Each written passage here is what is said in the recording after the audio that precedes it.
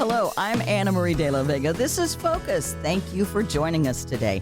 We've got Dr. Lisa Jambusaria from Ascension St. Thomas joining us today. She's a urogynecologist. Is that right? That is correct. Okay, so welcome. First thing, yay! Yay, nice to be here. I know you're so busy, and I appreciate you taking time out to be with us and talk to us about women's pelvic health.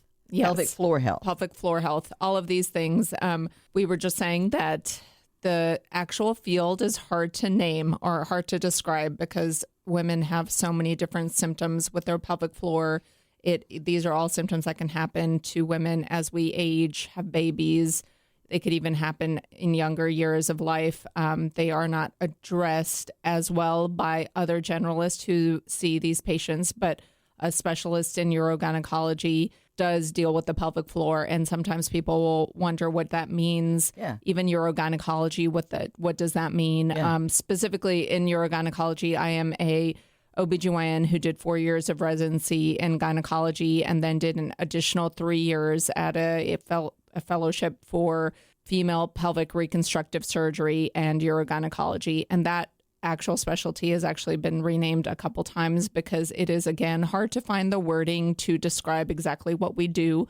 It is a mix of urology, pelvic reconstructive surgery, and gynecology all at the same time. It's a 3-year additional fellowship, and there are very few fellowship-trained urogynecologists that in general are in the country, but specifically in the South and the middle of the country, it's hard to find fellowship-trained people doing these procedures and treating these disorders. Female pelvic floor disorders is a big umbrella term to try to encapsulate everything that is treated by a urogynecologist. That includes things like female pelvic organ prolapse.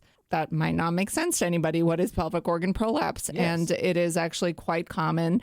12% of women will have surgery for this in their lifetime, and that number is growing exponentially as the number of women who are over 65 grow. What is that? Yeah, that's a good question. So sometimes you may or may not hear about this. Sometimes people will say, my uterus is dropping out of my vagina, or my bladder is dropping out of my vagina, or my rectum is dropping out of the vagina.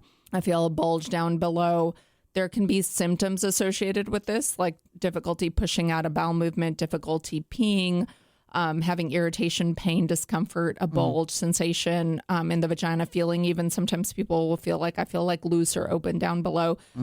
That is the vaginal walls relaxing down and the organs that come down behind them. A lot of times women will describe that, or their physician will tell them your bladder is dropping down, and really it's their vaginal wall, but the bladder is right behind it. Oh. That is odd and seems surprising that can happen, but it is common. About 30% of women, if we examine them, who are 40 and over, if you've had one vaginal delivery, would have a stage 2 pelvic organ prolapse or greater on exam. Wow. And that is tissue coming close to the entrance of the vagina, if not a little bit outside of the vagina. And this is not a need for concern, or you don't need to run and do something about it unless it bothers you. And it can bother you. And I think that bother can come in so many different shapes and forms and symptoms that it is hard for a woman to know that they even have this. Yeah. So again, things like difficulty pushing out a bowel movement, having small leakages of stool, having sometimes leakage of urine or incomplete emptying of your bladder, discomfort, pain with sex in certain ways, specifically with prolapse. All of these kind of slight symptoms can be actually from pelvic organ prolapse. So that is one of the bread and butter things that a urogynecologist treats. There are many other things under the umbrella as well. If women don't even know that it is possible, I think a lot of women as we get older, we're like, well, I guess that's just how it feels. I Yes. guess that's how, I've had a friend who was talk about her mom who would leak urine when she laughed. Yeah. And so she said she would go into a place where she knew she was going to hang out with, and she'd flip her skirt up Oh my gosh. because she knew it was going to Yeah. happen.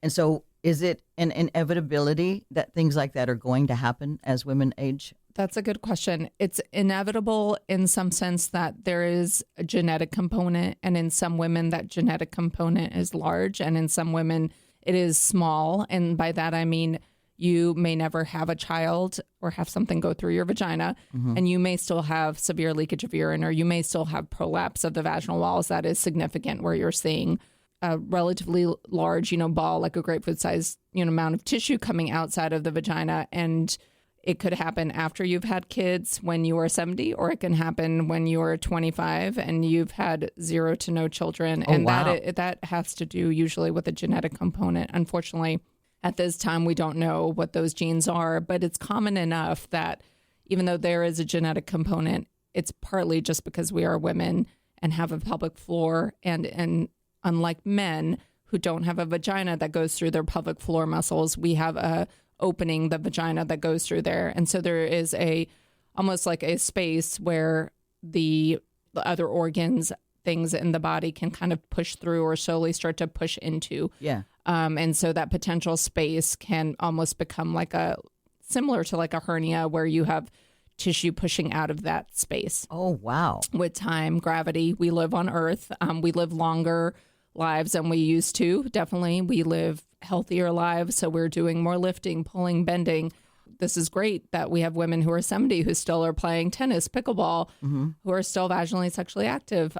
All those things are great, but that means that the pelvic floor prolapse and other issues that can happen with age and time to a woman's body are becoming or coming to the forefront, I believe, that women, it's limiting their activity, they're seeking help for it.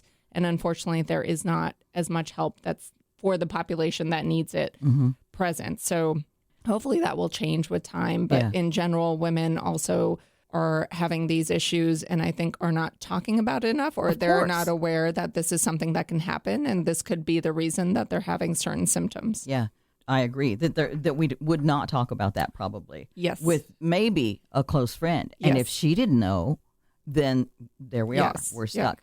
Now, you were talking about the pelvic floor. Is that something that you'd be able to kind of explain what that is in men and in women?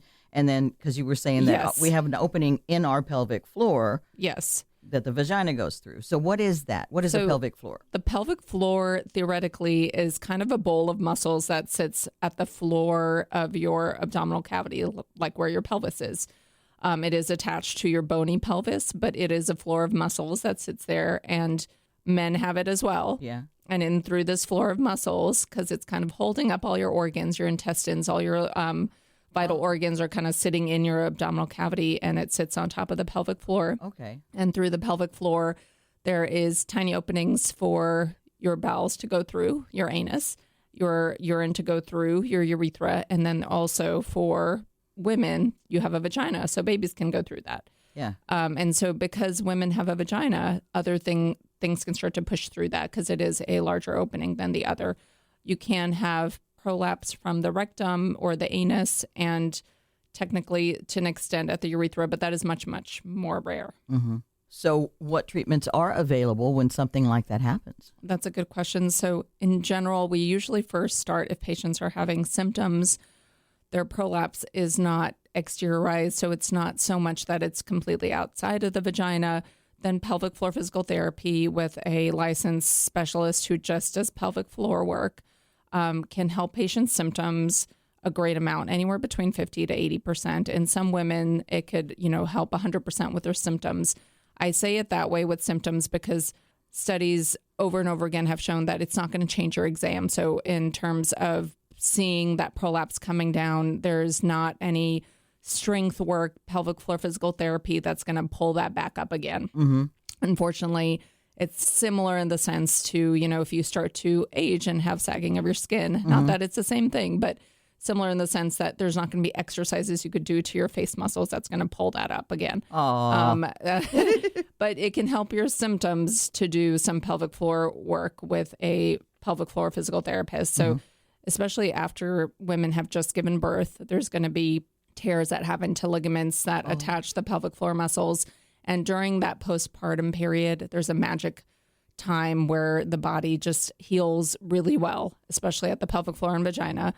That's how women have babies over and over again. Yes. And when that is happening is the best time to undergo pelvic floor physical therapy. So that first 12 months, if women, especially if they've had a repair from their vaginal delivery, that's a 3rd or 4th degree repair, doing pelvic floor physical therapy has been shown to help increase the repair rate during that time. What kind of a repair? Like if there are tears on the inside? Or? Yeah, that's a good question. So tears with imaging like ultrasounds and MRIs, you could see tears of the ligaments detaching from the bony pelvis. Oh. And so that can kind of heal on its own with time and often does in the postpartum period. But what can push that along is going to be pelvic floor physical therapy. And pelvic floor physical therapy are physical therapists who work specifically at the pelvic floor. They're not always, but I would say most of the time they're women, which is nice for women to be able to see women. Yeah. And they oftentimes will do internal work. So women, pelvic floor physical therapists who may be working inside the vagina, trying to locate the areas that there's weakness, strength, and working with you to hone in on those areas. So they work with not just, pelvic organ prolapse. We also treat urinary incontinence, urgency, frequency, pain with urination, pain with sex, atrophy, or basically like thinning of the vaginal walls with aging, menopause, low estrogen levels, fecal incontinence, or loss or no control of your bowel movement. So there's a lot of different things we treat, and the pelvic floor physical therapists work at those issues as well. Wow.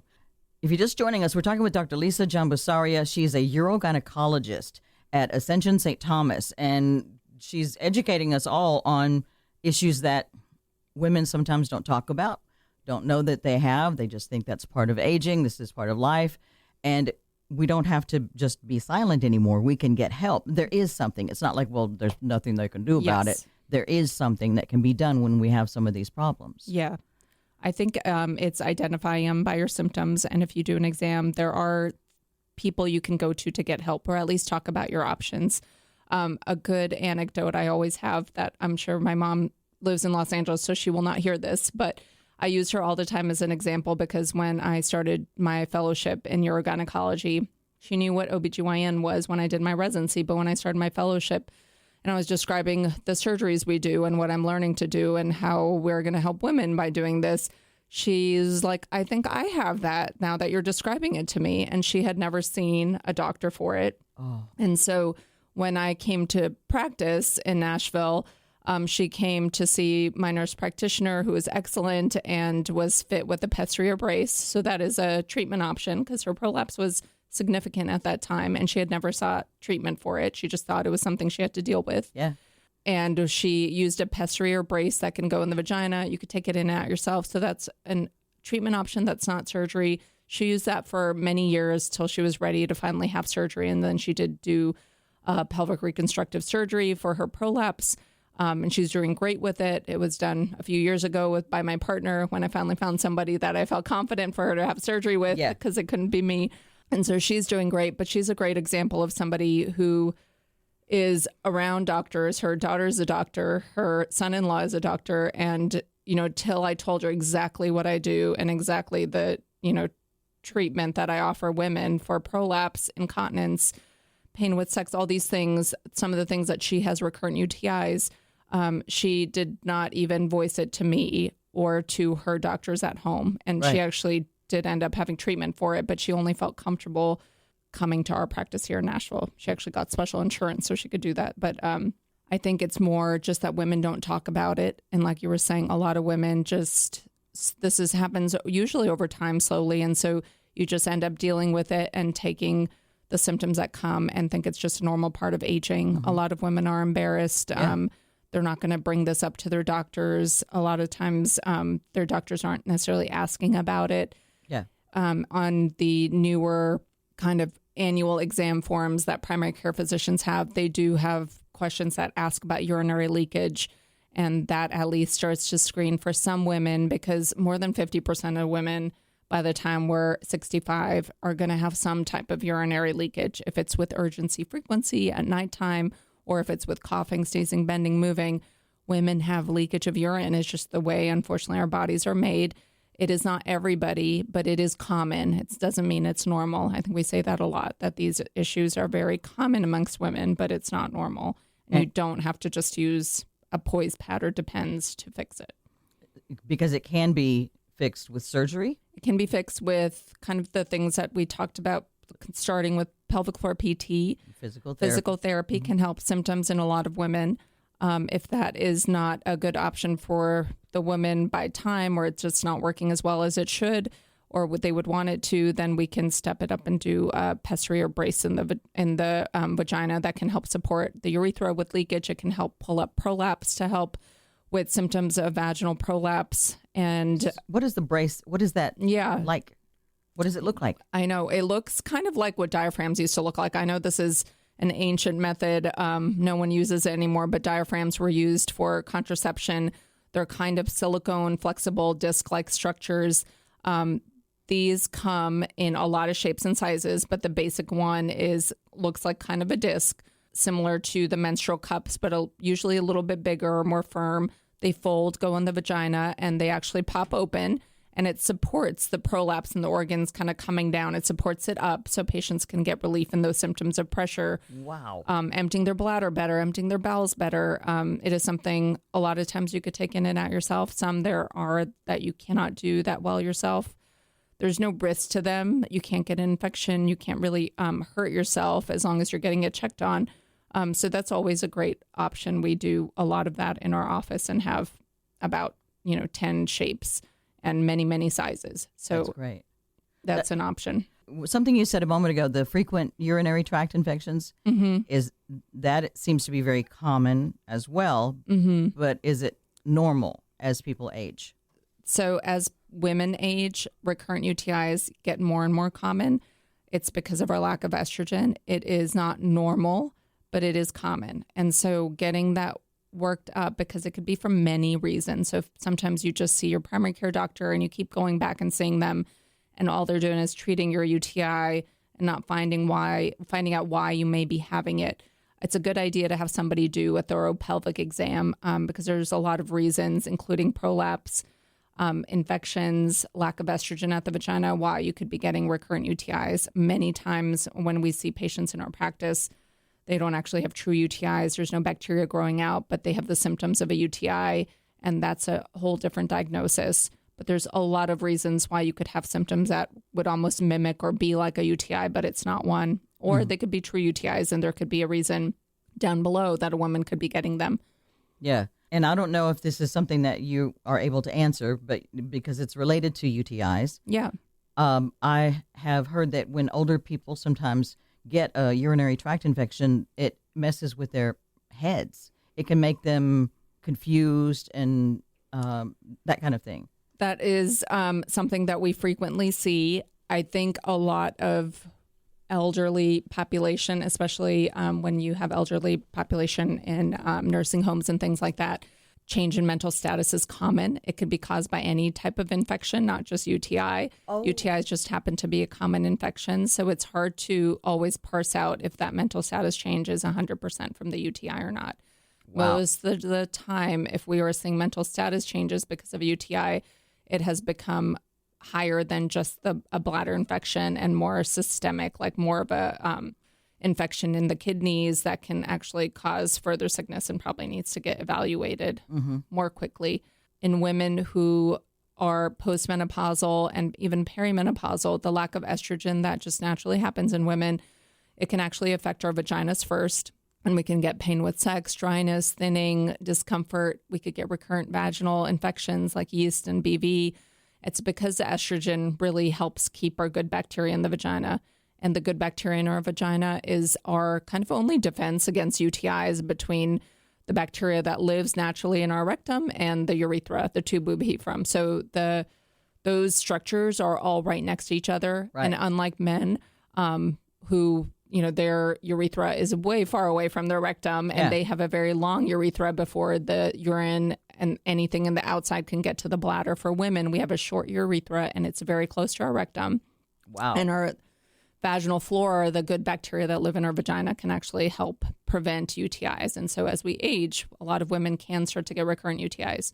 The number one thing is low-dose vaginal estrogen cream. That is, if the one takeaway that everybody has from this is low-dose vaginal estrogen cream just in the vagina can help thicken the skin there, bring the blood supply back, bring the good bacteria back. That is the only thing, not probiotics, but vaginal estrogen. Wow. And that can help. The only proven thing to help prevent recurrent UTIs is low-dose vaginal estrogen. and drinking a lot of water. So those are the two big things that if there's no other good reason, you don't have a really, a big cyst in your vagina, you don't have other anatomic reasons, or you haven't had a surgery with mesh that's causing issues, like other things that are obvious that are causing your UTIs, then the number one intervention is low-dose vaginal estrogen cream. And it helps with, you said dryness? It also helps with everything. But yes, it helps with dryness, lubrication, pain with sex that can happen with aging, or even just low estrogen straits. So a lot of times we say, oh, it's only postmenopausal women, but really women can have low estrogen from being on a daily oral contraceptive pill that's at a low dose, artificially lowering your estrogen from other kind of different drugs that women can be on can cause that. And same with even some women who, exercise a lot. I'm by no means saying don't take oral contraceptive pills or don't exercise a lot, but it can lower your estrogen to a point that it could start to cause these kind of symptoms on and off that women didn't have before that they're starting to have now, like recurrent UTIs or recurrent yeast infections. Wow. All this stuff that I know there's somebody right now going like, oh my gosh. Yeah. So much that we don't know.